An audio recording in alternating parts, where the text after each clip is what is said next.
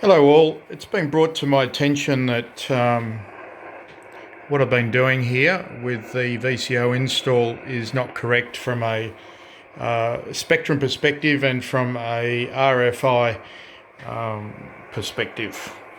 I disagree with this. The maker has built these up on and used a spectrum analyzer and checked for his own work, so I have confidence in that. However, Chris, what I've done is I'm going to add some more suppression. I don't know if you know what this is called, but it's a filter. I'll just stick it in the radio. Awesome.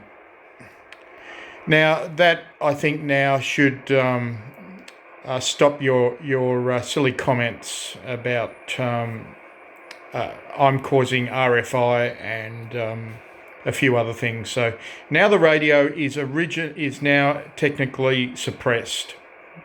Goodbye.